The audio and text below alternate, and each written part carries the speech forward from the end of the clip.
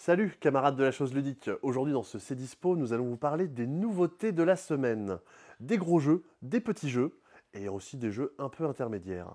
Si vous écoutez en podcast, vous pensez qu'il y a un truc bizarre. Normalement c'est Simon qui présente, mais c'est Sébastien qui parle. Et si vous écoutez en vidéo, vous regardez la vidéo, c'est Simon qui parle mais avec la voix de Sébastien. On va arrêter le doublage rapidement je pense. Sinon, ça va être assez insupportable pour les gens qui regardent. Salut, camarades de la chose ludique. Encore un C'est Dispo avec du tout et du n'importe quoi. Il y a du très gros jeu avec genre Mage Knight, genre Confluence Sidérale.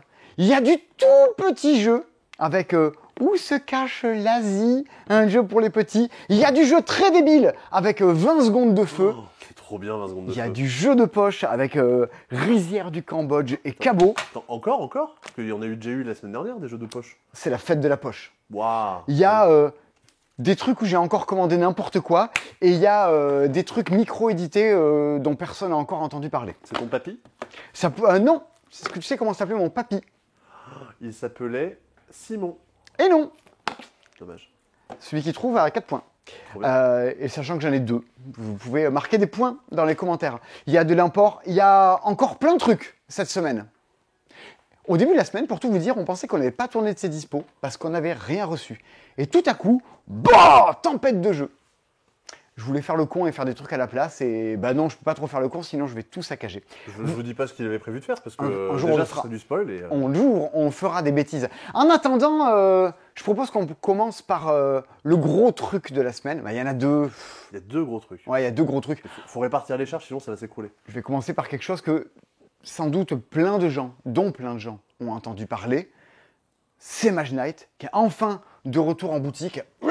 C'est comme tous les jeux produits et fabriqués, édités par Intrafin, il y a 2 fabrications par an sur Mage Knight. Tiens, j'ai envie de m'asseoir quand je vous parle de Mage Knight. C'est dispo assis, on n'a pas fait ça encore, tu vois. Non. En Alors, plus c'est bien parce qu'on a les boîtiers pour les micros donc. Mage faut que ce soit Knight, agile. vous l'avez peut-être vu dans nos vidéos. Moi, j'en parle sur la vidéo de mes jeux préférés pour jouer à 2. Une vidéo qui date un peu, mais que vous pouvez retrouver sur la chaîne YouTube du passe-temps initial, pour le coup. C'est une énorme boîte, et comme tous les jeux de Vladash Fatil, c'est toujours une émanation d'un jeu vidéo. Clairement, on est dans du Heroes of Might and Magic, on est dans cette ambiance-là assez médiévale, dans lequel vous incarnez un héros et ses compagnons, et vous allez vous promener de ville en ville pour apprendre le pas. Vous allez donc vous déplacer dans un royaume avec des cartes, c'est un jeu de deck building, avec des cartes de deck building qui ont 4 choses différentes, du mouvement, pour se déplacer partout dans le royaume un peu avec des hexagones qui va apparaître au fur et à mesure de la map. Vous avez des cartes avec de l'attaque et de la défense, parce que vous allez rencontrer plein de gens que vous n'aimez pas trop en chemin, des dragons, des moines, des trolls. À côté. Le voisin là, on l'aime pas trop lui. Et vous allez évidemment avoir également de l'influence qui permet d'acheter des choses dans les villes. Votre but étant déjà de pexer, de gagner des niveaux avec votre Pexer. Oh, Ouais. Je me suis fait juger Par qui par ma copine quand j'ai parlé d'utiliser le mot pex pour je sais plus quoi. Je fais dans les jeux vidéo en fait ça s'utilise comme ça. Bah oui, bien pour sûr. gagner de l'expérience. Et elle s'est foutue de ma gueule. Ah là là. Et du coup, vous êtes séparés. C'est moche, hein. Ouais c'est ça. Ce soir je serai tout seul. Vous allez gagner des niveaux en fait dans Mage Knight au fur et à mesure. Et à chaque fois que vous allez gagner des niveaux, une fois sur 2, vous allez gagner des cartes et des talents particuliers à votre personnage. L'autre fois, ça va permettre d'augmenter la taille de votre main et votre taux de défense. Ah. Le but du jeu, ça dépendra du scénario auquel vous jouez. Ce que je vous recommande dans un premier temps, c'est de faire des scénarios courts et coopératifs. Et d'y jouer à 2. Là, une partie, comptez que c'est 1h30, 2 heures par joueur. Ensemble, on va devoir arriver dans des villes. Ah oui. Ouais. Mais 1h30 oui. par jour. Ouais. Ah ben bien sûr, c'est du gros jeu. Tu arrives ouais. dans des villes, on doit casser la gueule à des dragons ensemble. Les dragons, autant te dire que c'est pas sur un jet de dés que tu vas leur casser la figure. Il va falloir une armada et un déluge de sorts, d'artefacts et j'en passe pour arriver à les tataner. Et pour ça, tu as besoin de te balader partout dans le royaume et d'utiliser les effets de tous les lieux dans lesquels tu t'es stuffé au fur et à mesure pour arriver à t'en sortir. Après, vous pourrez jouer sans doute en mode compétitif. Et là, c'est à qui va piller le plus de royaumes. Il y a notamment un scénario que j'aime bien qui est le contrôle des mines, où vous devez vous déplacer partout, rentrer dans les mines, en prendre le contrôle et vous piquer le contrôle des mines les uns les autres. Dans cette édition-là, qui est une boîte dans laquelle il y a le jeu et ses extensions, il y a le jeu et ses extensions. Comme s'il n'y en avait pas assez, ça rajoute foultitude de scénarios, tout un tas de nouveaux types d'ennemis, des personnages en plus. Je crois que vous pouvez même jouer à 5, il me semble. De 1 à 5, ouais, c'est marqué sur Oh là là, et alors, jamais je vais vous recommander de jouer à 5 à Mage Knight. Par contre, je peux vous recommander de jouer à Mage Knight. C'est marrant, tout à l'heure, il y a des gens qui me disent « Oh, on voudrait notre jeu de l'été ».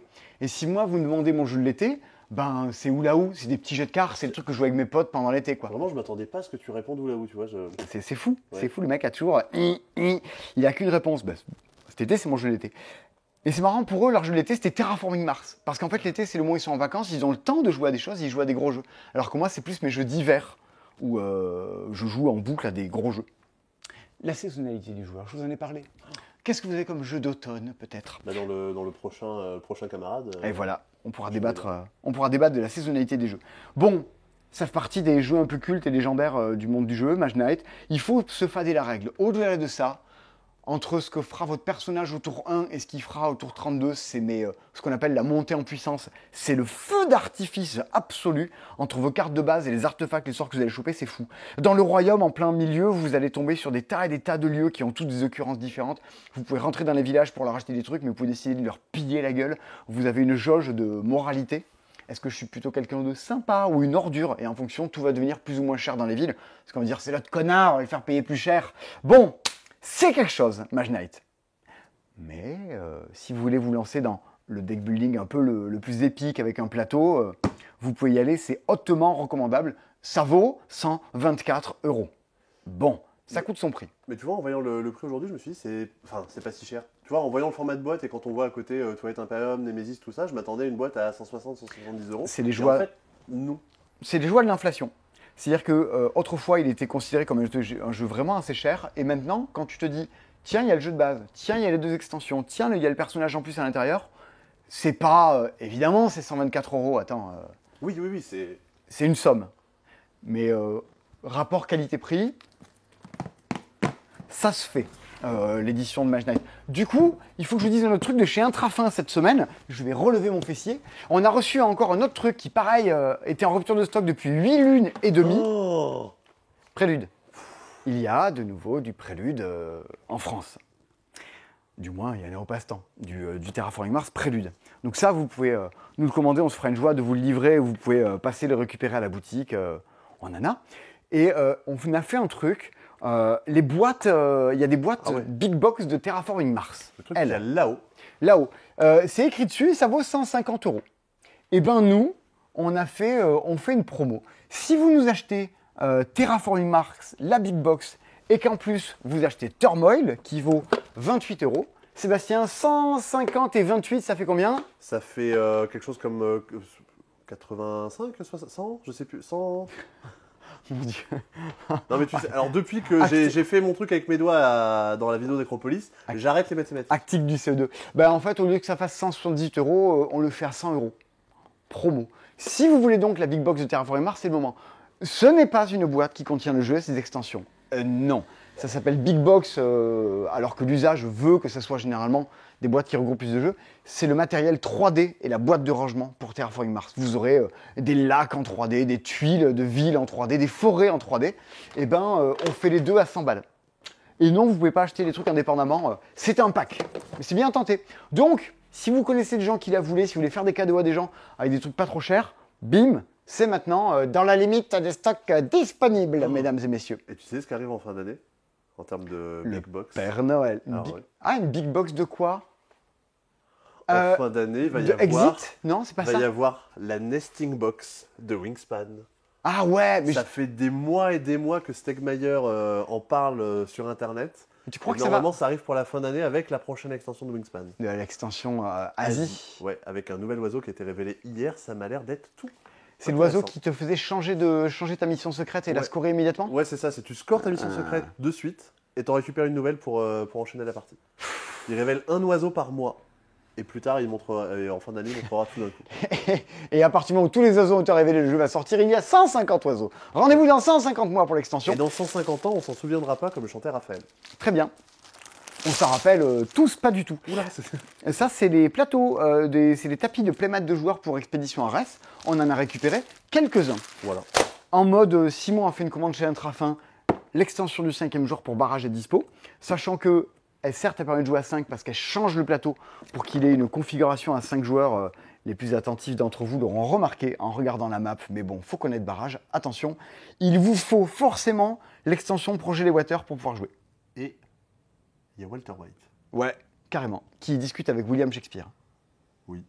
Ils ont l'air d'avoir de grandes discussions sur la licence poétique des trucs. Dans la catégorie Simon a commandé n'importe quoi. Oh. Mais Res Arcana, c'est pas n'importe quoi. Mais oui, mais qu'est-ce que. Il y a des lignes, il y a écrit Res Arcana, mage alternatif. Qu'est-ce que vous faites? Bah, j'en veux. Je veux des mages alternatifs. Alors. Et là, je me fais moquer de moi. Genre, Simon et tout, tu sais ce que c'est? Bah, c'est plus de mages pour Res Arcana. Pas du tout. Et ben ça, c'est un des packs pour Lux et Ténébrae, pour les mages de Perla Impera et du jeu de base. Et ben, c'est les mages hommes, c'est des mages femmes, et les mages femmes, c'est des mages hommes. Ils ont fait le mix des deux. Voilà. Des fois dans les jeux, c'est un recto verso, genre tu changes le côté de ton plateau et tu choisis quel personnage tu es. Là, non, tu l'achètes à part. Bon, ben voilà. Voilà. Hein, ça existe, vous le saurez. Commandez-en, ça vaut 1,50€ et 2,50€. Ouais. Et j'en ai commandé. Alors, s'il vous plaît. La charité, mesdames et messieurs. Oh, le passe-temps, c'est plus que c'était. On aurait dit qu'il fallait te faire taper sur les doigts avec une règle. Si, italiano. Qu'est-ce qu'on a? On a reçu des Perfect Shield pour des Dragon Shield, sous demande de mes collègues qui me disaient Simon, on veut des Dragon Shield. Ah, mais franchement, c'est trop cool. Et si on pouvait avoir aussi des Dragon Shield, genre classiques, non, c'est quoi le nom? Des Clear Matte. Ok.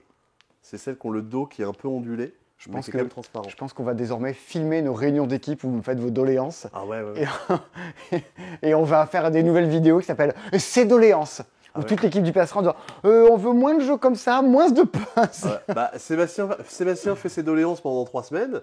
Ça a fonctionné. Grâce à Sébastien, nous avons désormais de nouveau dans nos rayons, je sais vraiment pas pourquoi on avait arrêté de l'avoir, ça prenait trop de place, ça faisait un bouquin infernal. Nous avons désormais de nouveau le débitissime 20 secondes de feu. Et ça, quand on m'a présenté le jeu pour la première fois, rien que ça m'a suffi à me dire que j'avais envie d'aimer le jeu. C'est magique, hein? Ouais. C'est du pur jeu d'ambiance. Moi, c'est ce que moi je qualifierais de jeu de l'été. Vous retrouvez vos potes, vous retournez un sablier, et là, 2 équipes s'affrontent alternativement à faire des défis débiles afin d'avoir le droit de vite retourner le sablier pour que ce soit l'équipe adverse qui se fasse éliminer à cause du temps. Mais l'équipe adverse va faire un défi qui va retourner le sablier à nouveau, et c'est un ping-pong de sablier. Et c'est que des défis débiles. Trouve une plante et fais-lui un câlin. Trie tes coéquipiers, du plus grand au plus petit. Pourquoi on a sauté par-dessus Nico l'autre jour? Il fallait que je saute par-dessus un truc, donc j'ai dit à Nico, mets-toi par terre, et hop, saut de biche. Saut de biche, et il a sauté par-dessus. Nous on y joue pas mal au Blasto Dice, qui est un bar à jeu dans lequel on squatte de temps à autre sur Toulouse. Et non pas un... Un quoi? Et non pas un barrage. Un barrage. Merci Sébastien pour cet humour. Vraiment, c'est désopilant. Ouais. Et du coup, ça vous retourne la pièce, vous sortez de là, vous êtes transpirant, dégoulinant. Mais c'est con, mais c'est drôle. Et puis des cartes avec des défis, il y en a 2-3 palanquets à l'intérieur. Si vous voulez jouer un truc qui fout le feu, quoi, ça porte bien son titre. Il y a écrit 5 à 10 joueurs, 5 à 20 joueurs sur la boîte. Mais... Je suis pas d'accord avec 5. Ouais. On a toujours joué à 4. Ouais. Et ça marche très bien à 4. Oui. 2 équipes qui s'affrontent. Oui, il faut forcément être par équipe de 2. Faut forcément avoir quelqu'un qui fait le défi et quelqu'un qui va réagir au défi. Oui, il faut forcément au moins être... Vous pouvez pas y jouer à 2. Oui, non. Ouais, ça marcherait pas du tout. Sinon, évidemment, on en aurait fait une partie de suite. Donc déjà, on a vu Mage Knight, on a vu des mages alternatifs pour Res Arcana, on a vu des tapis, on a vu 20 secondes de feu.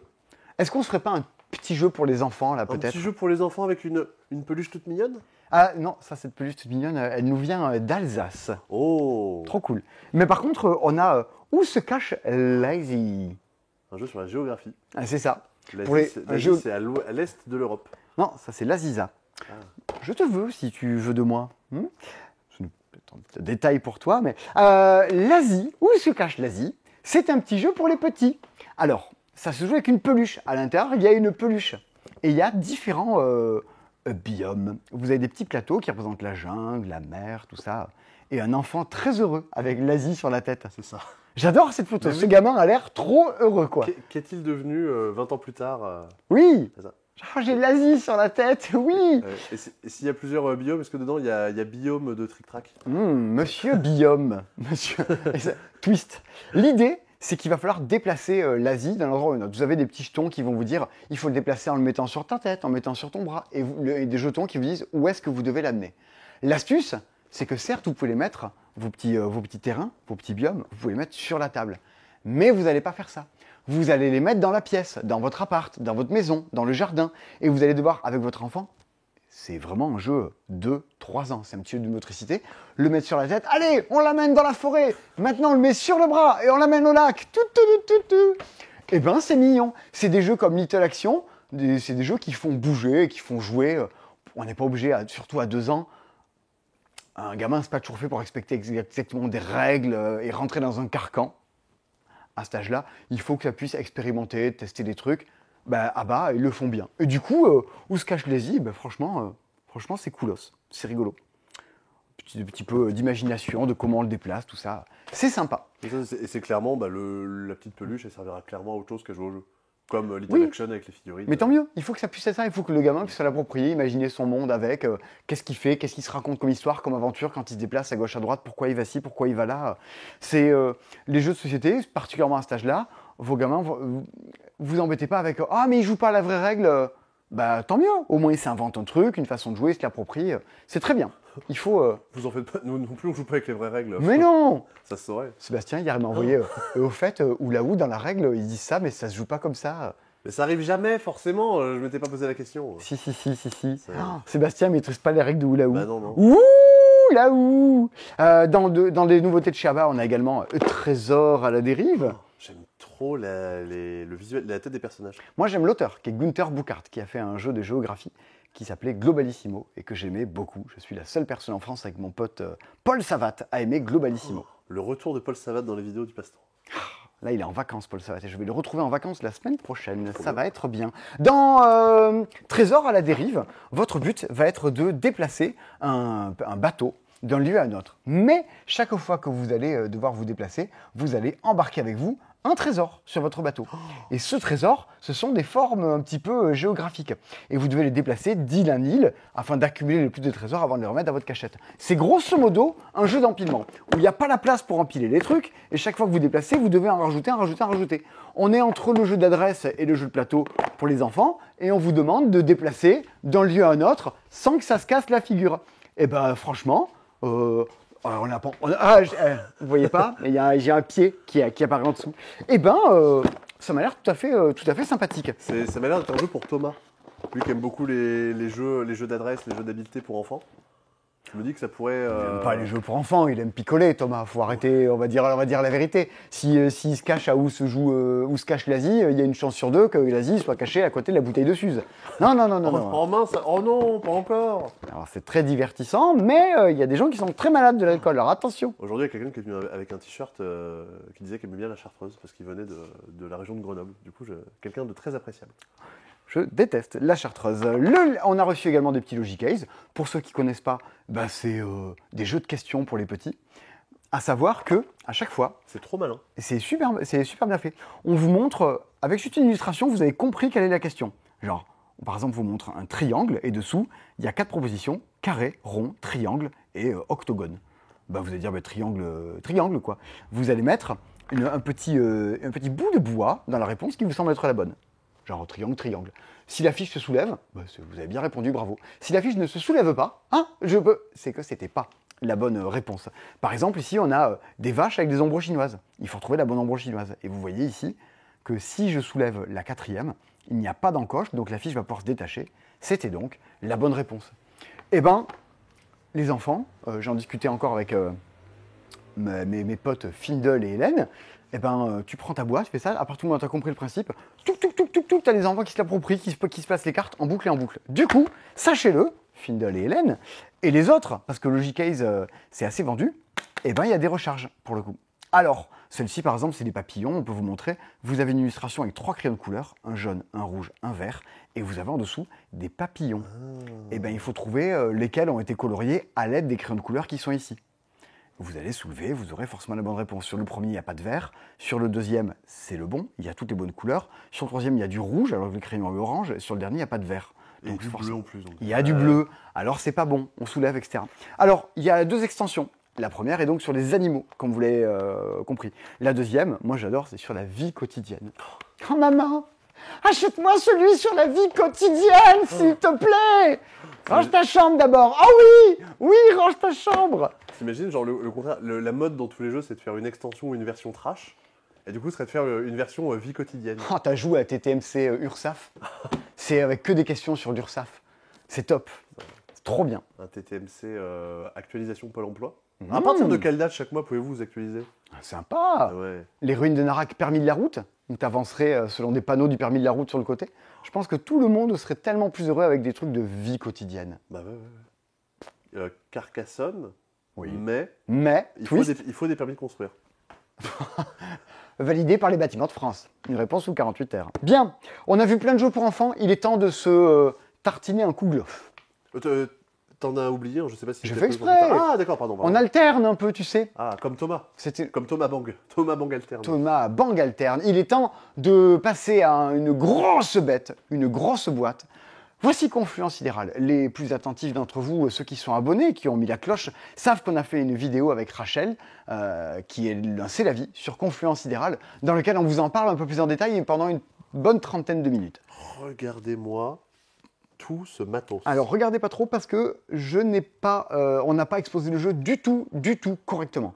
En l'état, le jeu n'est absolument pas jouable. Confluent Sidéral, si on voulait pouvoir y jouer, qu'on se dit allez vas-y on va faire une partie, si on voulait faire une partie à 6 par exemple, il nous faudrait l'entièreté du meuble, recouvrir tout ça. Confluent Sidéral, qu'est-ce que c'est? C'est un jeu de négociation. Il y en a très peu, c'est un jeu de marchandage. Je te donne ça, tu m'échanges ça, donne-moi cette ressource. Est-ce que lui te donne ça et s'il me le donne après, est-ce qu'on pourrait être d'accord? C'est un des trop rares jeux de négociation. C'est un jeu de négociation qui se joue en simultané. Tout le monde négocie. Ah ouais, donne-moi ça. Oui, je veux ça. Donne-moi ça. Ah, il t'a dit quoi? Il te vend pour 2, je te le vends pour 3, moi. Tous en même temps.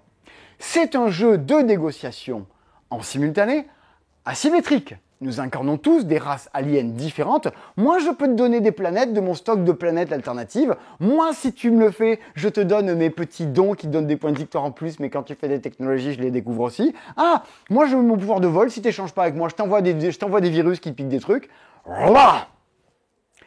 Il faut se dire que chacun a des capacités les uns les autres. Moi, je te donne ma planète qui fait x2. Je vous passe ces détails. Qu'est-ce qu'on va négocier? On va négocier des ressources. Des petits cubes de couleurs qui sont verts, qui sont blancs, qui sont bleus, qui sont jaunes, des cylindres. Toutes les ressources ne se valent pas. Les petites valent un tiers de point, les un peu plus grosses valent un demi-point, les cylindres font un point.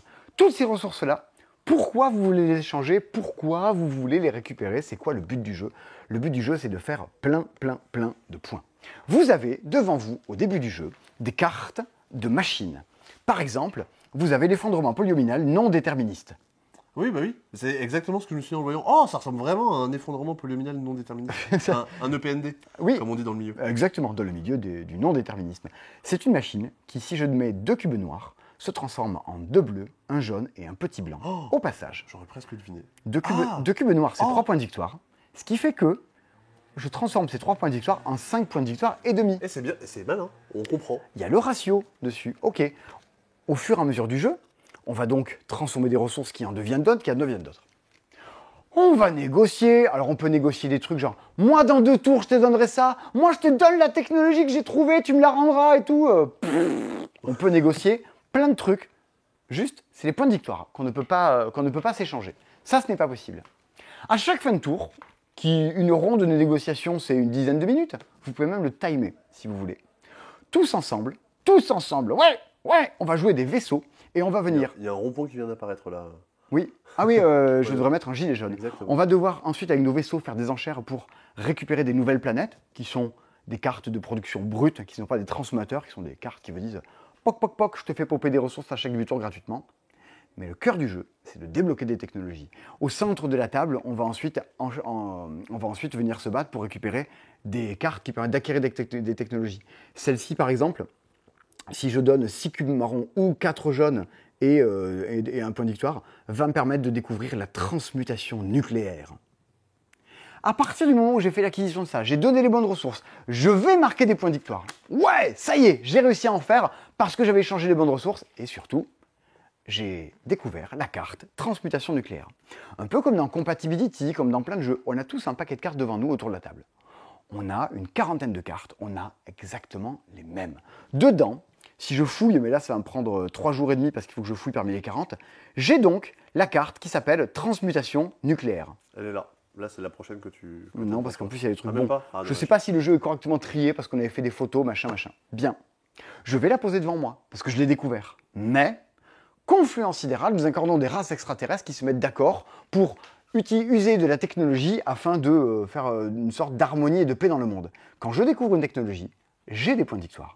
Je découvre une technologie, tout le monde autour de la table la découvre également. La machine que j'ai donc récupérée, qui transforme des ressources, désormais, tout le monde là aussi. Ce qui fait que devant vous, vous avez des machines. Au début, vous en avez 3-4 qui transforment les ressources. Vous en avez même plus 6 ou 7. Et des planètes. Mais au fur et à mesure du jeu que les gens découvrent des machines, poc, poc, poc, poc, poc, vous commencez à avoir de plus en plus de cartes autour de vous. Vers la fin du jeu, vous aurez devant vous entre 15 et 20 cartes, dans lesquelles il faudra poser vos ressources pour qu'elles se transforment en trucs qui permettront d'avoir des points de victoire et machin. Donc, ça va devenir costaud, les négociations. Où est-ce que je les mets mes ressources, comment je les transforme? Et on se rappelle, vous avez tous des peuples avec des capacités différentes. Vous l'avez compris, c'est du gros jeu. Ça négocie, il y a plein de possibilités. Il y a un côté tableur Excel. Ça te donne 3,5 points pour que ça se transforme en 2 avec des options de partout. Mais c'est quand même assez extraordinaire. Il faut y jouer entre 4 et 9. Je reste persuadé que le nombre idéal, c'est 7, 8. Peut-être pas 9, il y a un peuple que je déteste, c'est eux, c'est les Z. Attends, il y a des gens qui vont te retrouver en commentaire là. Attention. Hein. J'en ai plein des commentaires un peu haters en ce moment, c'est un peu... Non, on t'a dit que, que tu représentais tout ce qui était FAL à l'époque. Il y a des commentaires gentils aussi. Donc, dans le... j'ai dit aux gens, il faut arrêter de mettre des sabliers dans les boîtes, ça produit des trucs pour rien alors qu'on a des téléphones pour faire timer. On m'a dit, ouais, l'autre il donne son avis, qu'est-ce que ça peut te foutre les sabliers, machin. Mais ça sert à rien de produire des trucs qu'on a déjà, on est d'accord, on sait compter le temps, on n'a pas besoin de mettre un sablier dans toutes les boîtes, ça me semble être une évidence. J'ai pris un pavé comme ça pour dire à l'autre connard. Il y a beaucoup de gens qui sont choqués quand il n'y a pas de crayons dans les jeux à cocher. Oh la vache. Alors que oui, effectivement, des crayons, bon, souvent on en a. Enfin. On dit ça, on a parlé de 20 secondes de Donc, plus. pourquoi jouer à 6 ou 7? Parce qu'il y a des peuples qui me semblent très très durs de jouer de base, par exemple les Z. Sinon, plus vous êtes de joueurs, plus ça fait de négociations, plus ça fait de possibilités. C'est un jeu, clairement, très atypique. Je suis très content de la vidéo sur C'est la vie. Plein de gens ont dit « Je vois exactement ce que c'est, je vois exactement pourquoi c'est cool, je vois exactement pourquoi je ne l'achèterai pas. » Quelque part aussi, notre boulot, c'est ça. Notre boulot, c'est pas de vendre tout et n'importe quoi à n'importe qui. J'en parlais encore avec, cet après-midi avec un monsieur plus que charmant et sa petite famille ont discuté d'almanach, d'autres trucs. Mon boulot, et le boulot d'Essai Dispo, n'est pas de vous dire que tous les jeux sont extraordinaires et sont géniaux. Il va se trouver que sur les vingtaines de jeux sortis dans la semaine, fatalement, en tant qu'être humain, même si je n'aime que 5% des jeux sortis sur le marché, sur 20 jeux sortis par semaine, je suis désolé, 5%, ça fait un jeu que j'aime bien. Confluence sidérale, j'aime bien, mais attention, il faut les potes, il faut les joueurs qui vont avec. Et, vous l'avez compris, c'est dense entre l'asymétrie, qu'est-ce qui fait au fait le tien et les technologies, qu'est-ce qui va se passer, qu'est-ce qu'on peut échanger. C'est un jeu qui gagne à être joué, rejoué, re-rejoué. Moi, j'ai compris exactement le potentiel du truc et à quel point c'était un peu fou au bout de la 3e partie. Les 2 premières, j'ai changé, tiens, ça vaut un point de victoire, je te change contre un truc qui fait un point de victoire. Vous pouvez échanger des promesses aussi, ça fait des points de victoire, échanger des trucs de le tour d'après, je te donnerai ça. Il y a plein de choses à se trouver. Donc, ça, mon but, c'est que vous arriviez à comprendre à qui ça s'adresse. Si c'est vous, putain, tant mieux, foncez, c'est quand même assez extraordinaire. Si c'est pas vous, foncez pas, attention, c'est très particulier. Mais dans ce que ça a de particulier, c'est trop chouette. Et mon boulot aussi, c'est de dire, cette création-là, elle est cool, elle a le mérite d'exister. Jamais ça se vendra autant qu'un Oulaou. J'en ai bien conscience. Mais alors, quand vous êtes libraire, vous n'allez pas aimer tous les livres juste parce qu'ils n'ont pas tous gagné le Goncourt. Des fois, vous allez voir des trucs au cinéma. Là, je vais voir Holy Motors de Léo Carax. Ça a dû faire 3000 entrées en France, quoi. Pourtant, je suis grave content que ça existe. Et voilà. C'est Confluence sidérale de Léo Carax. Non, de Tossetti Deichmann. Un nom encore particulier. Oui. Mais ça pourrait être carrément un format de vidéo de faire un peu les jeux hors normes. Oui. Que les jeux qui ressemblent à rien d'autre et qui ont une proposition, qui soit bien ou mauvais. Il y a probablement des jeux qui se sont ratés dans le style, mais c'est bien que ces jeux existent aussi. Là, tu vois, je vous ai fait jouer dans le prochain épisode de Camarades qui sortira vendredi prochain. Vendredi en 8. Vendredi en 8, je vous ai fait jouer un jeu, on ne dit pas le nom, qui est un truc plus commercialisé, que moi j'adorais, que je sortais très très souvent, qui était unique en son genre. Et donc forcément, ça se vendait pas parce que c'est Comme Mickaël. Michael vendait pas. Ça se vendait pas parce que personne ne demande je veux cette chose-là très atypique. Il faut avoir vent que ça existe, il faut avoir des gens pour le porter. Et pourtant, je vous ai fait jouer. Et là, vous êtes tous sortis de la partie en disant waouh, qu'est-ce que c'était cool, qu'est-ce que c'était cool. Prochain épisode de Camarades, vendredi prochain. Petit spoiler, durant cette partie, je me suis râpé les bras. Vous verrez ce qui se passe dans le prochain épisode de Camarades. Au passage, demain, qui est aujourd'hui, parce que nous sommes hier par rapport à vous qui êtes aujourd'hui, peut-être même vous êtes encore après-demain. Et nous, il faut vous dire qu'on est encore il y a 2 jours avant. Vendredi soir, 3e épisode des Olympiades du Passe-Temps. Ouh là là. Alors, Oh. c'est un des plus épiques. Ouais. C'est un épisode dans lequel ça se voit, vous le verrez sur la vidéo. La deuxième épreuve, je crois, nous a mais tué de fatigue. Un truc. C'était quel jeu la deuxième sans révéler? Eh ben, si je te dis un jeu dans le magasin, quand il joue, t'es épuisé, t'en peux plus, tu vas te rouler par terre. Nico a repris de la ventoline parce qu'il en pouvait plus, il a failli faire une attaque d'asthme tellement il était claqué. Living ouais. Forest, c'est Living oui, d'accord, Forest. oui, voilà. Ouais. Voilà. Et ça sera assez fifou cet épisode-là. Parce que j'ai vu un extrait d'une autre épreuve d'un jeu qui est aussi plutôt calme. Mhm. Clairement, vous aviez l'air d'être bien. Non, mais c'est, j'ai pas vécu cet épisode malheureusement. Voilà. Et vraiment, ça devait être trop bien. Eh ben, c'est plutôt très cool et merci de tous vos retours sur les Olympiades, c'est très plaisant. Ça, c'est demain. Quand on parlait aussi de jeux qu'on avait envie de défendre, non pas parce que on est des villes vendues et qu'on cherche à ce que tout soit... Ah, il y a une carte qui est tombée par terre, ça vous ne le verrez pas. Sébastien ramasse en même temps. Ouais. Notre but n'est pas non plus toujours de vendre des jeux et d'en faire toujours des best-sellers, si ça en est, tant mieux. Mais dans des trucs où on y a joué et je me dis, non mais ça, il faut qu'on le référence, il faut qu'on en parle, c'est trop atypique et ça a un charme que n'ont pas tous les autres jeux.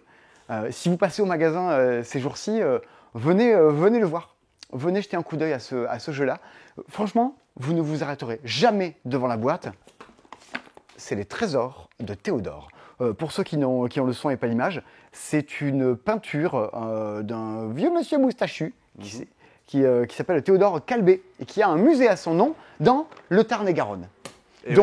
Et ça, je suis sûr que vous le saviez pas. Comme quoi, Non. on apprend aussi des choses dans les Cdispo. Mon ami Serge, tu connais la pièce Art de Yasmina Reza? Pas du tout. Mon ami Serge a acheté un tableau. C'est un tableau blanc de 1 mètre sur 1. Et quand on cligne des yeux, on peut apercevoir de fins liserés blancs. Ah. Bon, faut aimer Art de Yasmina Reza. Mais ce n'est pas cet ami Serge-là.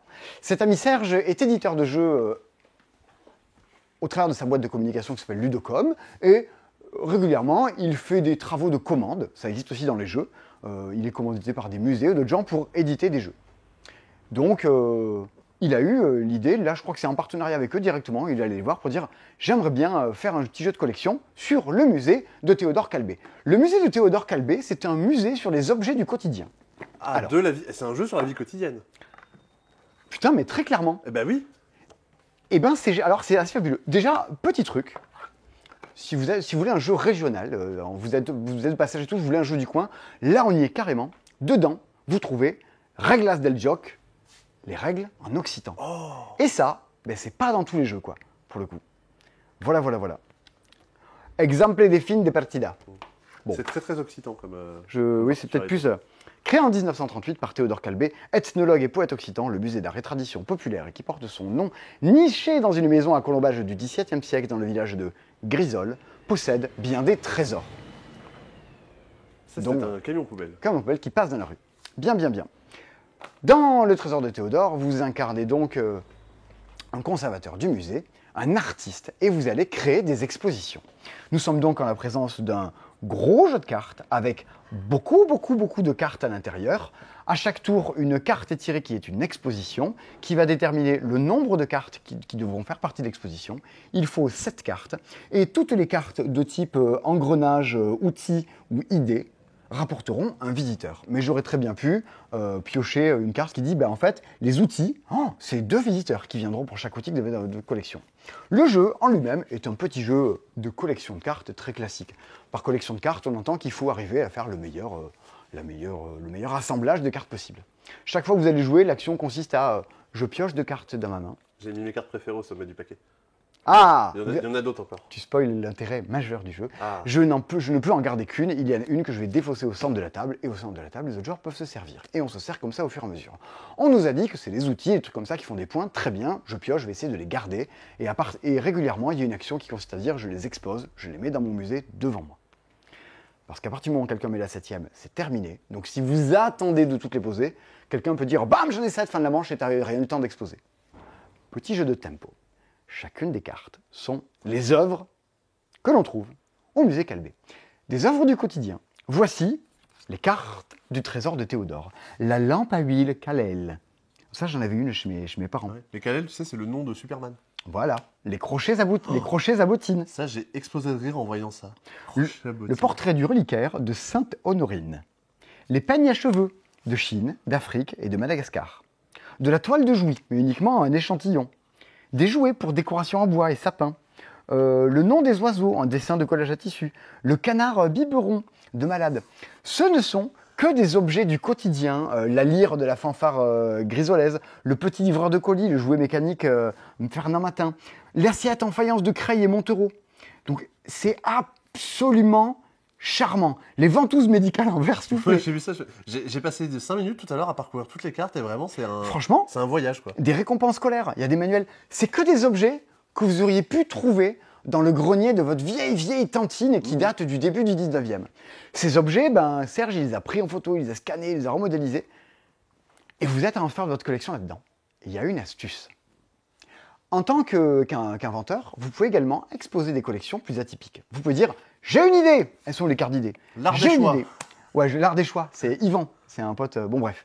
L'idée, quand vous avez une idée, c'est que vous allez faire une collection plus atypique. Par exemple, je vais faire une collection, je ne vous dis pas encore de quoi, je vous joue mes cartes et je vous dirai c'est une collection sur les animaux.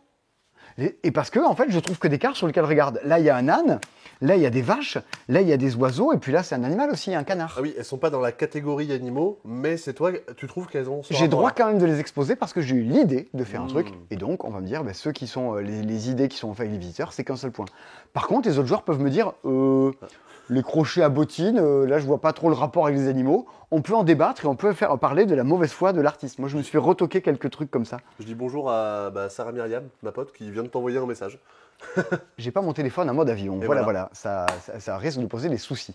Voilà l'idée de la chose. À vous de faire des collections de notre inventif, 3-4 collections, à la fin on compte les points. Sachant également qu'à la fin, je vous passe les détails, mais on va devoir, avec des cartes qu'on a gardées depuis le début du jeu des collections précédentes, les exposer devant soi.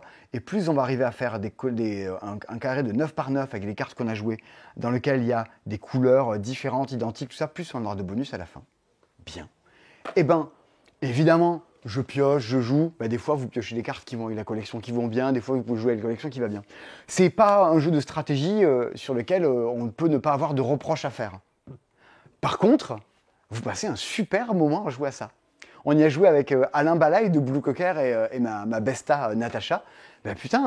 Super bon moment, quoi. On s'est grave marré à jouer à tout ceci. Et ça, je suis sûr que tu pourrais faire un jeu avec les jeux qui sont présents chez Alain Balaï, tellement il a de trucs improbables. Oui, ouais, carrément.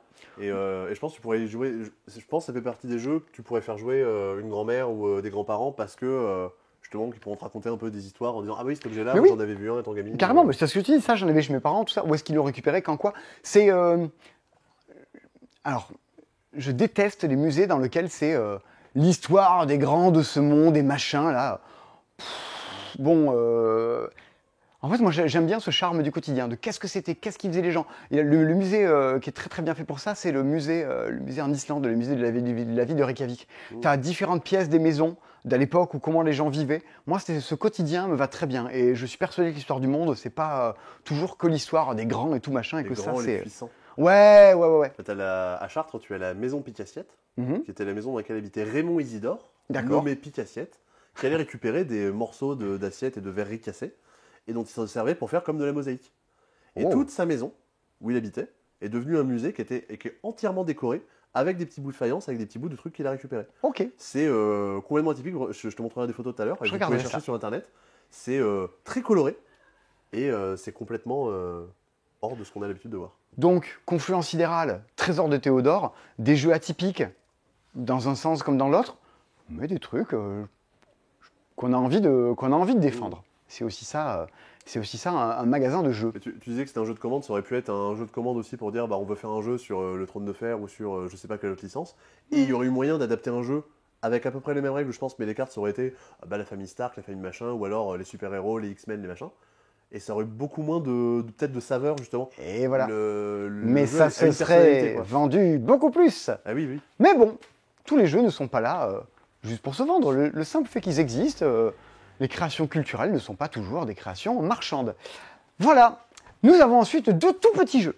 Alors, un truc dans lequel, sur le papier, j'étais là genre, ah non, il y en a marre. Les adaptations de jeux classiques, on met des boîtes autour pour dire, regarde, on a sorti la belote en boîte métal. On s'en fout, il y a la belote, c'est pas la peine. Et donc, Ça existe vraiment. Hein. bah, je C'est, sais, je me doute. Au bar tabac, je sais plus quelle marque fait ça, mais tu peux acheter la belote. Tu peux acheter le Mistigris. Enfin, mais avec des cartes traditionnelles, quoi. Ça existe, Oh. ça existe. Bon, c'est pas mon kiff de la vie à mort. Mais c'est un débat dans le monde du jeu.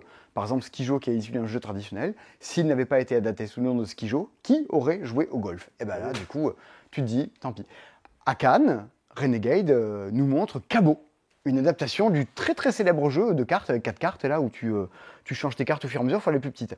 Ouais, c'est le Tamalou, non? C'est pas un truc comme ça? Oui, le Tamalou, Ouais. ça porte différents noms. Nous, on le connaît sous des versions commercialisées, telles que le Gang de Castor, tel qu'Omerta. Cabot, c'est le nom du jeu vraiment initial, quoi. C'est vraiment belote, quoi. Et je leur dis, mais vraiment, vous vous adaptez? Oui, oui, oui, Cabot. Oh là là, tristesse. Zut, quoi. Pourquoi vous faites ça? Je commande quand même quelques cabots parce que mon but, c'est pas toujours de dire aux gens non, on l'a pas, on trouve ça naze, prenez-vous mon mépris, madame. Cabot, jouez-y, éclatez-vous. C'est pas mon kiff. Pour préparer cette vidéo, je lis la règle. Qu'est-ce que je m'aperçois-t-il pas? Ben que c'est beaucoup mieux que ce que je pensais. C'est pas juste une bête adaptation de Cabot, basta, bref, dégagé, quoi. Ils ont mis plein de trucs en plus. Et sans doute, moi, vous m'avez entendu tout à l'heure et vous m'avez entendu brailler sur Oulaou, où j'en fais peut-être 3 casses et demi, mais en même temps, je peux pas... Combien de fois t'as prononcé Oulaou depuis le début de la vidéo? Bon, voilà, j'arrête, sinon on va me reprendre. Eh ben, sans doute, d'autres personnes vous diront que c'est Cabot, le jeu de leur été, et qui surkiffe. Pourquoi? Qu'est-ce que ça change? Où se joue le diable? Sans doute dans les détails. Qu'est-ce que c'est Cabot? C'est un petit jeu de cartes que vous allez pouvoir jouer de 2 à 5, 18 ans, ouais, 7-8 ans, voilà. Et tu joues à ça avec tes potes, c'est un jeu de bluff. Votre but est d'avoir les 4 plus petites cartes possibles devant vous. Le problème, c'est qu'elles sont cachées, comme à Skijo, vous ne savez pas ce que c'est. Skijo n'est pas un jeu de mémoire. Cabot est un jeu de mémoire. Parce que régulièrement, vous allez, chaque fois que c'est votre tour, vous avez la possibilité, oh, il y a même une aide de jeu, j'avais pas vu, dis donc. Eh oui, oui. Vous avez la possibilité entre 3 choses. On va faire l'aide de jeu. Je peux piocher une carte, je la regarde, mais je la montre pas aux autres. C'est des cartes avec des numéros, pour le coup, qui vont entre 1 et 13. Comme quel jeu? Comme à Oulaou. Ah. On pourrait peut-être jouer à Oulaou avec. L'idée, c'est que j'ai pioché un numéro. En l'occurrence, j'ai pioché un 3, c'est bien. C'est un plus petit numéro. Ça va entre 1 et 13. Je vais le garder. Je vais donc prendre une carte qui était auparavant devant moi et je vais la défausser. Je la jette au centre de la table. Sachant qu'au début de partie, je crois que parmi les 4 cartes que tu as devant toi, t'en as regardé 2. On en a vu 2 au début du Je jeu. sais un petit peu ce que tu as, mais Les pas autres exactement. On ne sait pas trop. Je la défausse pour activer son effet. Alors, la carte que j'ai piochée, soit je la prends, je jette une autre à la place. Très bien. Si j'avais pioché une carte qui avait un effet, oh, un 11 échangé, eh bien si je la jette, si elle passe pas du tout par mon jeu, je peux échanger une carte de mon jeu avec quelqu'un. Au début, j'avais vu que c'était un numéro naze, celle-là. Je la passe à mon pote Kevin et j'en récupère une nouvelle.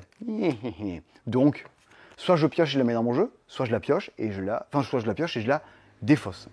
Voilà. Vous avez compris l'idée. Ou alors, je peux récupérer la première carte de la défausse. Ah, ce 11, moi, il m'intéresse. Je vais le prendre. Je vais laisser celle-là à la place. Très bien. Ou alors, vous annoncez Cabot. Vous annoncez Cabot quand vous pensez que devant vous, vous avez moins de points que les autres joueurs. Bien. On révèle. Chacun compte ses points. Vous avez intérêt à être la personne qui a dit Cabot, qui a le moins de points par rapport aux autres. Sinon, bam, vous allez vous prendre une pénalité, vous aurez plus 10 à votre score. Le but, comme dans Skijo, c'est de ne pas marquer des points. Vous devez avoir le plus petit score possible.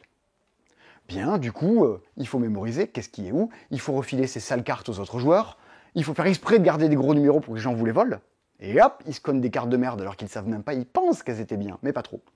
Les petites particularités qu'il y a dans Cabot qui font que pour moi, ça m'a un peu réconcilié, je me disais, ah mais non, mais en fait ça a l'air cool. Plusieurs petites choses. C'est des règles à la con, mais moi ce que j'aime bien, c'est les trucs un peu rares, épiques, qui rendent les parties légendaires. Il y a une possibilité de dans le kamikaze. Beaucoup d'adjectifs. Ouais, C'est beau ça. Rare épique qui rend les parties légendaires. Non mais c'était... c'est cadeau. c'est joli. 3 adjectifs, C'est madame. cadeau, c'est cadeau. Ce n'est pas plus cher. Et tu peux dire kamikaze parce que tu penses que dans ton jeu, tu as 2-12 et 2-13. Autant dire que tu as un jeu dégueulasse.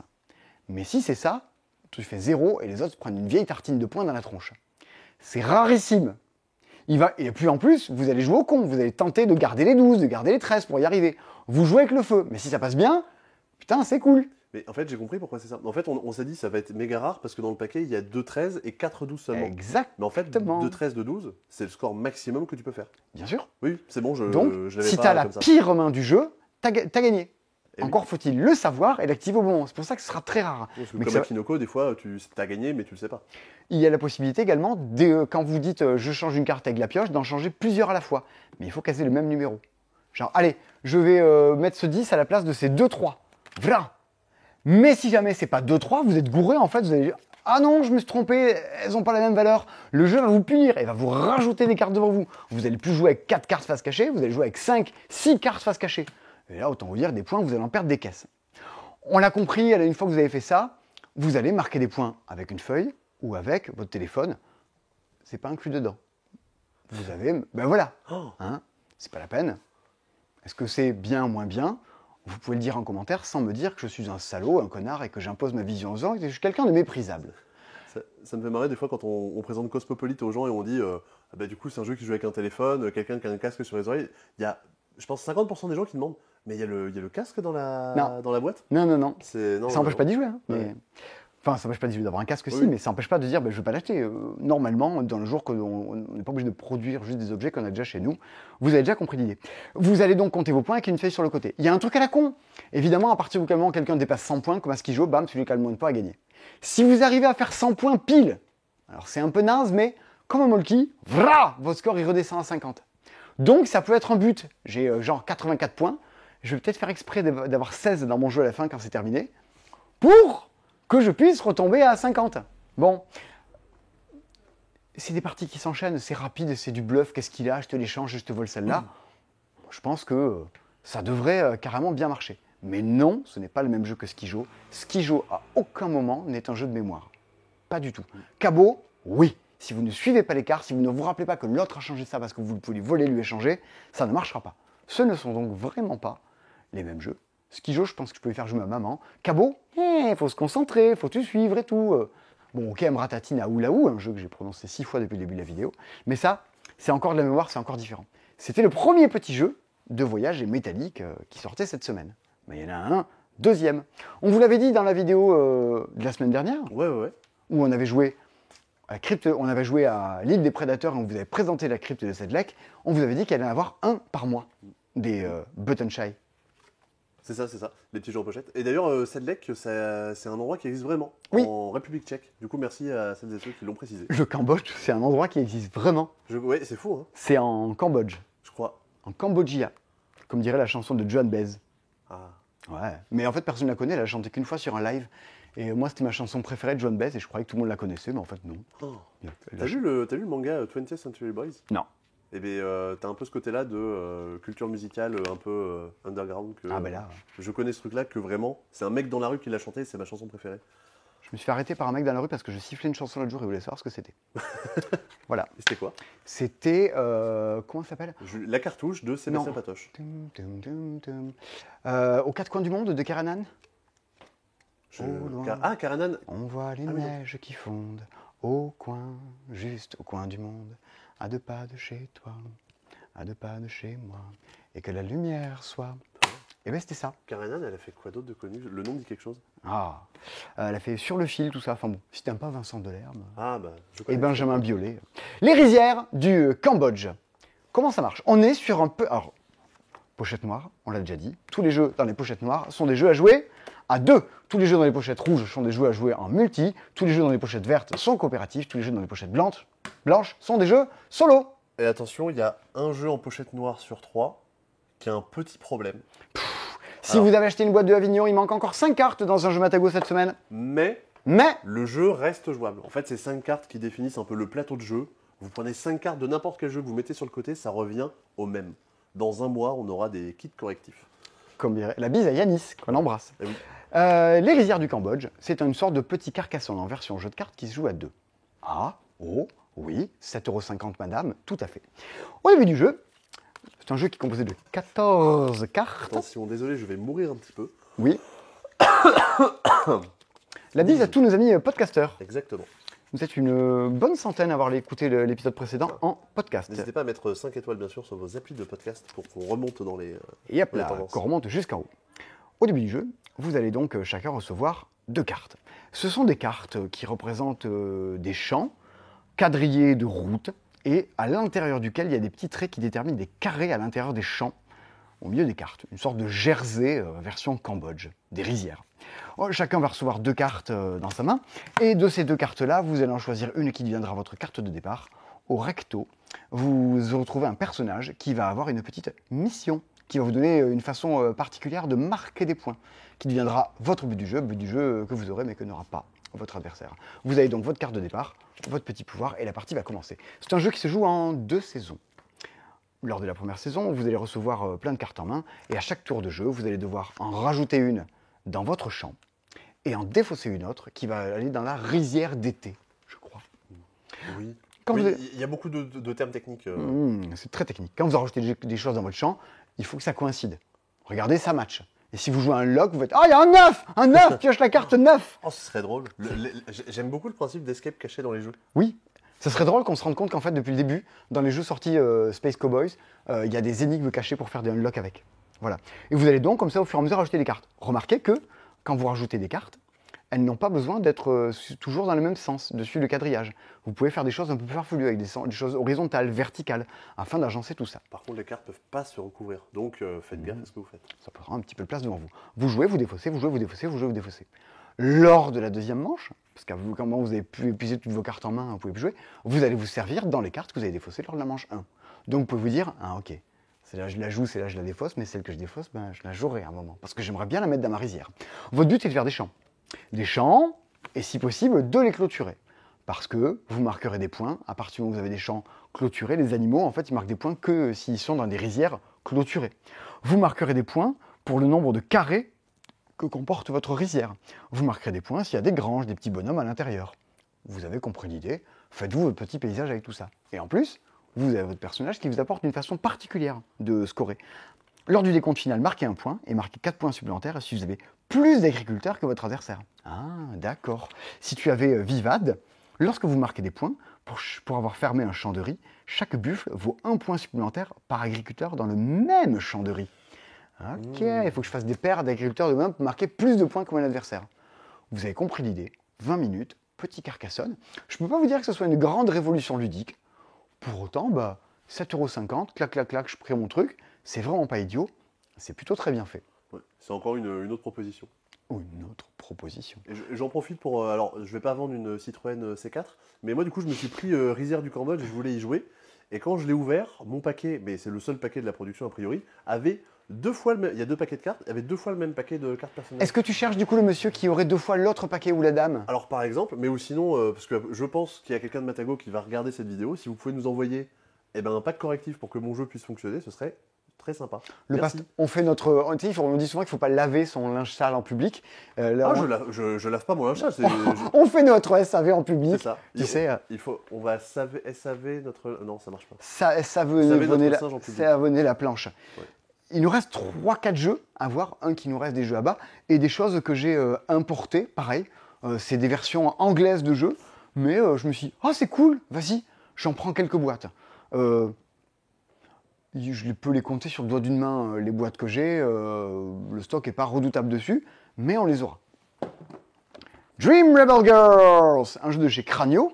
Donc c'est adapté d'un bouquin en anglais qui s'appelle Good Night Stories for Rebel Girls, qui est un peu un bouquin en mode féministe. Pour dire voilà, ça c'est des femmes exceptionnelles, voilà ce qu'elles ont fait dans la vie. Très bien, top. Encore une fois, je vous dis, l'histoire n'est pas toujours... il y a des tas de choses, il y a l'histoire globale, il y a des petites choses qui cachent à l'intérieur de l'histoire qui sont hautement importantes à connaître pour comprendre comment est fichu le monde et les enjeux. Dans celui-ci, vous avez des cartes de femmes, des Simone de Beauvoir, des Marie Curie. Après, il y a des gens aussi qu'on ne connaîtra pas toujours nécessairement. Bah, c'est un peu, vous tirez des cartes un peu à la Sibilo, qui vous dit fait deviner la numéro 6, la numéro 9, et vous allez jouer des cartes de Dixit, en format un chouïa plus petit, afin d'indiquer aux autres lequel est votre personnage secret. On est sur un Similo féministe, dans une grande boîte. Les cartes, c'est un jeu qui est fait par Cranio, c'est de l'import. Du coup, les personnages, leur description de qu'est-ce qu'elles ont fait dans la vie, eh ben, c'est en anglais. Mais si vous y jouez en famille, ensemble, je suis sûr que quelqu'un pourra le traduire autour de vous. Et ben voilà, proposition encore une fois un peu atypique. Je suis content de l'avoir, pour le coup. Il y a peut-être des gens qui vont râler parce que c'est un jeu qui est un peu trop politique selon leur goût. Ils vont mettre des notes négatives en disant non, on veut pas. Écrivez que le jeu il est politique avant qu'on l'achète parce que sinon ça nous fait des boutons. Oui, comme sur Alice is Missing, Exactement. peut-être. C'est ça dont tu parles. C'est dépitant. Moi, tu sais, je suis en vacances à la fin de la semaine. Ah, c'est vrai. Et je serai très loin de tout ça. Ça m'ira très bien. D'ailleurs, la semaine prochaine et même les 2 prochaines semaines, oui. C'est moi qui présenterai le Cdispo et ouais. c'est monsieur Tim qui filmera. Exactement. En fait, ce que vous ne voyez pas quand on filme Cdispo, c'est qu'on finit de tourner donc vers 22h. On fait des photos, des miniatures, on re-range le magasin pour que quand vous arrivez le lendemain, il n'y ait pas des boîtes de Mage Knight par terre, tout ça. Parce que regardez, ça embarrasse un peu. Ça embarrasse, ça serait bon, on va faire une sorte de rond-point. Et franchement, il est bien là comme ça. Mm-hmm. Tu vois, ça fait une espèce de classe, tu vois, il y a un... Il est là, tu vois, il y a une belle présence dans le magasin. Une belle présence. Les gens qui vont venir de voir vont prendre les Mage Knight sur les meubles et vont les poser par terre pour dire hey, ça vous rappelle un truc. Je suis sûr qu'on va y voir. Et ben demain matin, je bosse pas, donc... moi, ça me fera marrer. Et ben du coup, voilà, je rentre chez moi et je finis très très tard à les mettre des miniatures, à les mettre en ligne et tout machin. Je ne demande pas aux autres ce que je m'inflige à moi-même. Les Cdispo que vous retrouvez donc dans les 15 jours à venir ne seront pas là le matin, à 7h du matin, programmés rituellement comme à chaque semaine. Vous les aurez en début d'après-midi. Parce que Tim, il rentre chez lui à un moment, il faut qu'il dorme. Et il n'a pas signé un contrat qui dit à 1h du matin, tu uploads des MP3 pour faire du podcast. Donc, vous les aurez en début d'après-midi. Car il fera le Cdispo dans ses horaires de bureau. Voici Clax. Un jeu de Leonard Boyd et David Bradshaw, l'édition collector. Alors, Clax, c'est un jeu de lettres basé sur des personnages du disque monde, qui sont, je ne sais plus comment on dit, des lampistes ou des horlogistes, qui, en allumant des ampoules, font deviner des lettres et se font des sortes de messages codés façon gardien du phare. Bon, c'est un jeu qui peut être compétitif ou coopératif, dans lequel votre but c'est de vous passer des messages secrets en posant des caches sur le plateau qui font grosso modo des ampoules qui s'allument et qui s'éteignent, qui font des sortes de messages codés pour vous faire passer des lettres, donc faire deviner des mots. Clax, ça a sa réputation pour lui. Les gens qui connaissent le disque monde vont dire « Ouah putain, trop bien, Clax, l'édition collector, ils l'ont au passe-temps, machin, avec des figurines et tout, machin à l'intérieur. » Bien. Moi, à l'acteur actuel, je suis assez infichu de vous pitcher Clax. Ce matin... il y a l'auteur de Turing Machine, Yoann Levé, qui est passé au magasin. Ah, c'était lui. C'était lui. Ah mais du coup, je suis passé vraiment pour un débile. Pourquoi? Mais quand vous dites... Alors oui, on cherchait le nom d'un jeu, alors il y avait faut mettre des mots dedans, tout ça. Ah, Master World, bah oui, le mec, il a un jeu édité chez Scorpion Masqué, ça fait... C'est quoi, c'est l'auteur de Mirmest, tu vois? Bien sûr, c'est l'auteur de Mirmest. Ça fait 20 ans qu'il crée des jeux. Et... Tout à fait. Je suis passé pour un demeuré.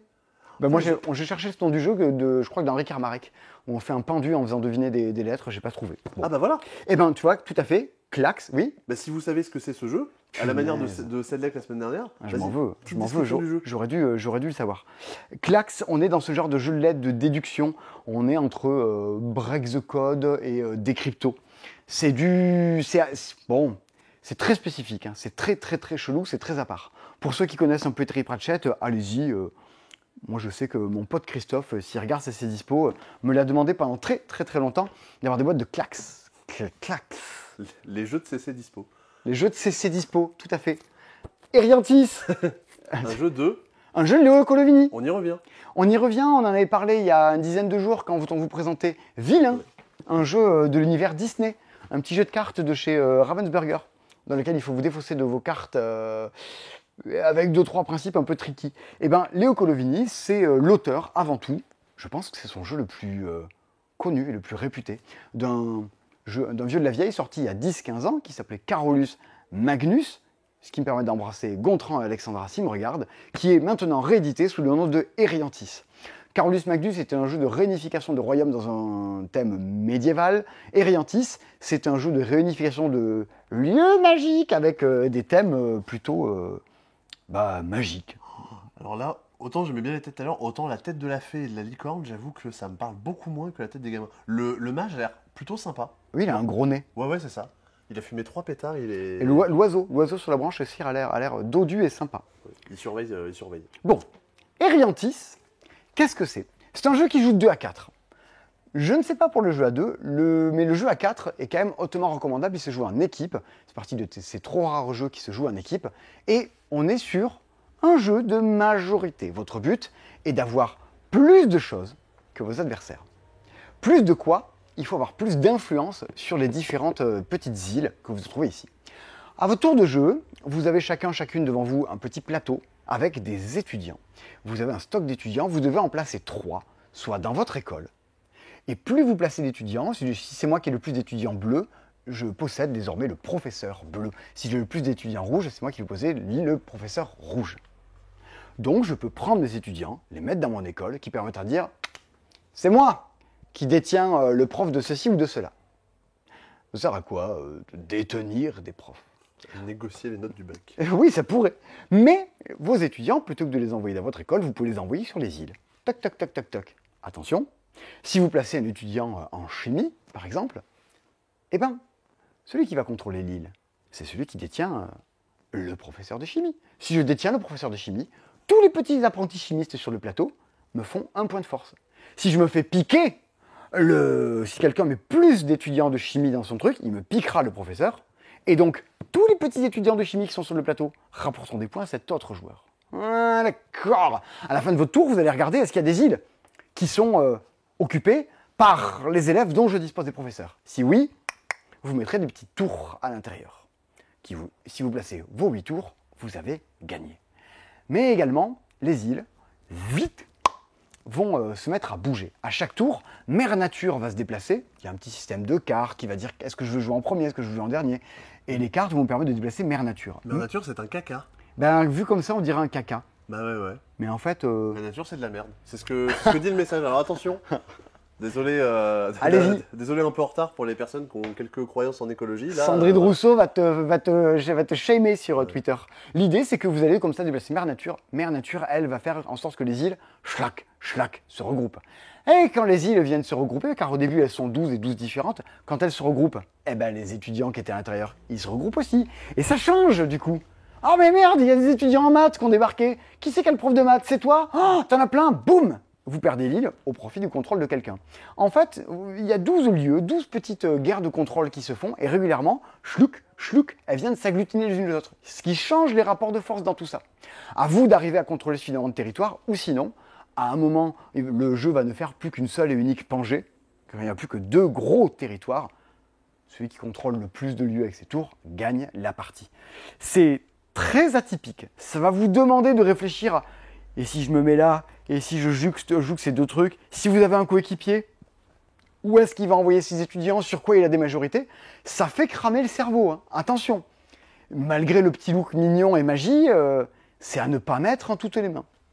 Mais c'est un charme que peu de jeux ont. Et encore une fois, les jeux de Kaolovini, les premières parties vous tombent des mains. Les deuxièmes, troisième parties, vous avez commencé à vous adapter au truc, et c'est plutôt coolos. Donc moi je suis content de nouveau d'avoir du Carolus Magnus version V2. Il y a des cartes en plus avec des petites variantes experts à l'intérieur. Je vous passe les détails. Vous en apprendrez plus. Léo Colovini, je pense que j'ai jamais joué à un seul de ces jeux.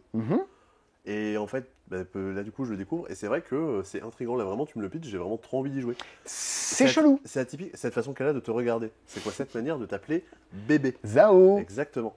Non mais, comme ça, je me dis que même si le jeu effectivement peut être très calculatoire, même en famille, tu vas pouvoir y jouer. Parce que tu as quand même un côté où, je sais pas, les gamins vont se lier contre les parents, ou alors tu vois, Sauf t'as envie de te venger aussi dans la partie. Est-ce que j'augmente mes majorités? Est-ce que je me mets là? Comment ça va se regrouper? Tu peux avoir un sentiment de dire, mais il m'arrive des choses, est-ce que je les ai subies? Est-ce que j'ai de la maîtrise dessus? C'est ce qui est très difficile dans le jeu de Colovini. Tu ne sais pas si tu subis, si tu choisis, si tu maîtrises. Il faut arriver à en faire quelques parties pour avoir vraiment l'impression de te dire oui, j'ai la maîtrise de ce que je fais dans le jeu et j'arrive à intégrer tous les différents éléments qui font que je puisse me dire c'est bon, j'ai tout couvert et j'arrive à tout me mettre en tête. Ça, c'est Eriantis. Il nous reste encore un jeu, je crois, dont on pourrait parler cette semaine. Hop là, je fais tac. tomber des cartes. Oui, des cartes de Macabana. Eh ben, c'est Pio. Ah, il y a aussi le buffet des monstres. Et le buffet des monstres. Pio le pigeon voyageur. Pio le pigeon voyageur est un jeu de Pio post-duif. Ah non. Ah mais non, mais non. Mais- Allez, c'est la fin de journée. Ça aurait été bien, hein. Bah oui, c'est vrai. C'est la fin de la vie, là. Non mais ça sonne comme un nom de quelqu'un. C'est un jeu de Félix Boykoman, de chez ABBA. C'est un jeu du poussin Pillou. Et le Poussin Pio. Oh, quel enfer, toutes ces C'est chansons-là. ça. Ouais, ouais. Il y a les Baby Shark et tout, là, en ce Ouais, moment. ouais. Ah. Pio, le pigeon voyageur. Alors, 5 ans, ça fait partie de ces trop rares jeux qui vont vous demander de faire des additions. En fait, c'est un jeu ludique, mais dans lequel, pour arriver à jouer, il faut additionner. Donc, si vous êtes instituteur, institutrice, et que vous avez des grandes sections, des CP, et que vous voulez faire s'exercer sur le dénombrement, tout ça, ben, Pio le pigeon voyageur, c'est sans doute fait pour vous. C'est un petit jeu dans lequel il va falloir qu'on arrive à poster des cartes postales. Alors voilà, on a pioché des cartes postales devant nous, et on a un petit système de timbres, on doit associer les timbres 2 par 2, et qu'en associant les timbres, on est suivant de coups de tampon dessus, pour arriver à faire le nombre qui est indiqué sur nos cartes postales. C'est mignonné. Il y a un petit tampon dedans. Oui. J'ai envie de. Pouc, de tamponner des Mais oui, trucs. mais comme le train pour pot. Ah, un train pour pot. Voilà. J'aime bien ça. Toi, tu as grandi avec Rire et Chanson et TF1. Non, avec les Grands du Rire sur France 3, présenté Waouh. par Yves Lecoq, avec Fabrice. avec Karen Cheryl et Henri Jean Servat. Henri-Jean Servat, mon Dieu, mon Dieu, mon Dieu. Ah oui, Eh ben, non, c'est un peu comme ça. Eh bien, Pio, le pigeon voyageur, petit jeu de calcul, d'addition, arrangé à côté, si vous êtes ludicaire, arrangé à côté d'opérations Amon-Ré dans vos rayons. Et le dernier petit jeu qu'on a référencé de ABBA, c'est un jeu de Marco Teubner. Marco Teubner qui a dû faire, c'est pas Knizia, mais il a bien dû faire 200 jeux dans sa vie également. Ben, c'est lui qui a fait Ibashi. Hibachi, juste là. Exactement. Mais des jeux ABBA, il en a fait plein, Marco Teubner.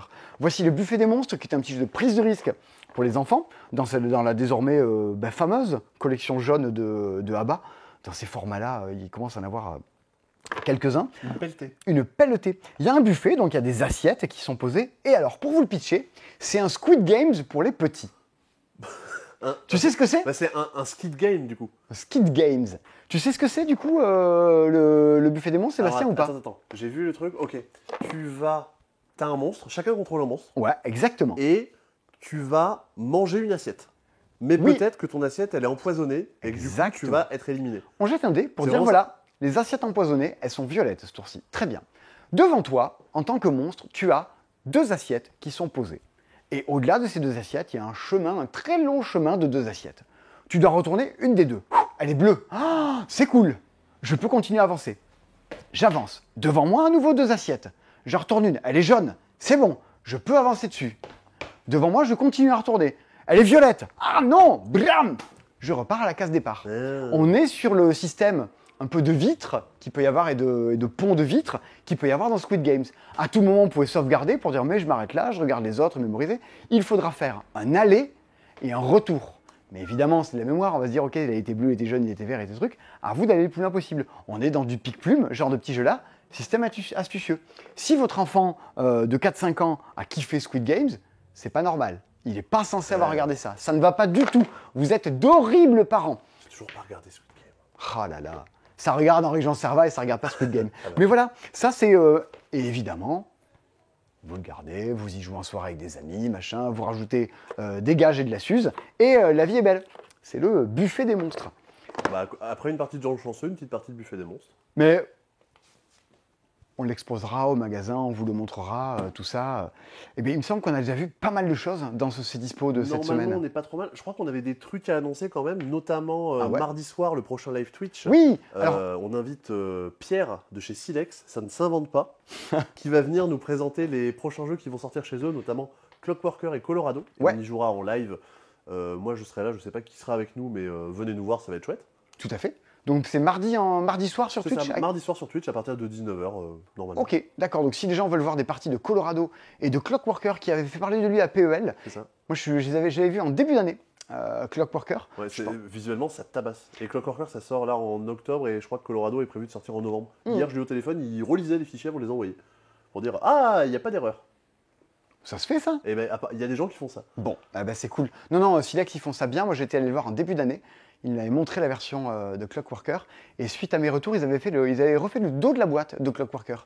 Donc le jour où vous aurez des boîtes de Clockworker dans la main, si vous trouvez que le dos de la boîte est bien fait, c'est cool. Ça me dira, tiens, c'était chouette, j'avais pris du temps pendant mes vacances pour aller voir les gens d'Asmodée et discuter de jeux et tout avec eux. Et si ça porte ses fruits et que ça permet d'avoir des trucs plus chouettes dans la vie, eh ben tant mieux. Vous aurez un petit bout de Simon dans les mains.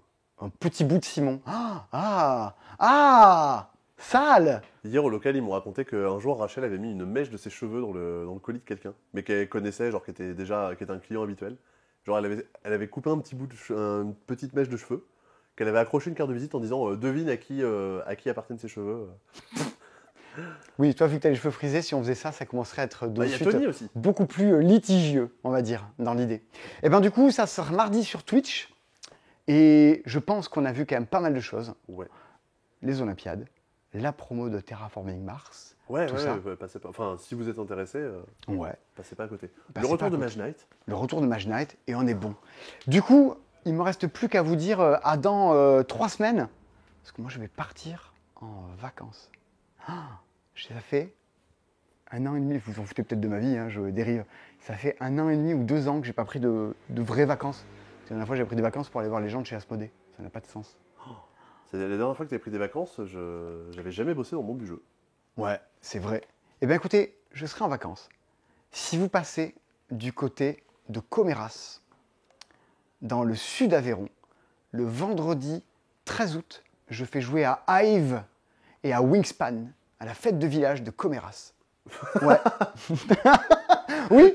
Je serai le 14 à la Cigale. Et je serai le 15, à la fête de la tripe, de trucs machin. Ouais. J'y vais avec Paul Savat. On va animer des tables de Wingspan et de Hive. Et pourquoi ces deux jeux-là en particulier? Parce que c'est sur la nature et que ça me verra très bien de passer mon été dans un petit village de l'Aveyron à faire des karaokés et à jouer à Wingspan. C'est exactement les vacances qu'il me faut et dont je veux. Ça, quand tu te perds dans la nuit avant de t'endormir, ton esprit divague et tu t'imagines dans les champs à jouer à Wingspan et Oulé. Ouais. Oui, tout à fait. Moi, les gens disent, ouais, vous avez beaucoup de jeux, vous aimez tout. Non. En fait, quand je rentre chez moi, il n'y a que 3-4 jeux auxquels je tiens vraiment à jouer, qui me tiennent au corps. Et je me dis, oui, ça, trop bien, quoi. Des trucs qui sont un peu récurrents. Il y a plein de choses avec lesquelles je joue avec grand plaisir, mais dans les jeux qui ont marqué ma vie, bien sûr, il y a Wingspan. Ouais. C'est des jeux qui font d'autant plus de bien quand on a besoin de vacances. Amusez-vous bien dans les prochains C'est Dispo, que je regarderai parce que je m'étais rendu compte de ça la dernière fois que je partais en vacances. C'est quand même assez plaisant à regarder ces petites bêtises-là. On apprend plein de trucs sur les jeux. Il y a 3 conneries qui sont dites toutes les 2 secondes. Ça me va très bien. Je vous embrasse. Passez un bon été, vous aussi. Cramez bien dans vos piscines. Jouez bien à des trucs, à Confluence Sidérale, au très étrange Trésor de Théodore ou à Oulaou, le jeu que je cite beaucoup trop, ou à Cabo, qui peut-être vous parlera encore plus. Ou à Mage Knight. Mettez des Mage Knight. C'est peut-être votre jeu de l'été. Allez, bon été à tout le monde. À la prochaine. Salut!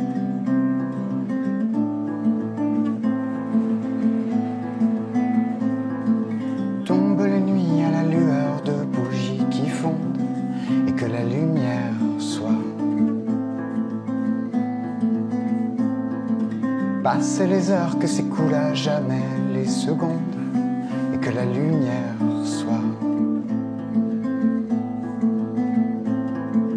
Au loin, entends-tu le bruit qui court au point, juste au point du jour, à 2 pas de chez toi,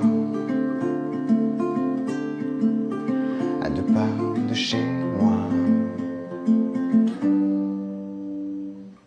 Tombent les feuilles et les larmes sur tes joues qui roulent et que la lumière soit. Passent les anges et les orages au-dessus des foules et que la lumière soit. Au loin, on voit les neiges qui fondent au coin, juste au coin du monde, à 2 pas de chez toi, à 2 pas de chez moi. Et que la lumière soit comme au premier jour du printemps.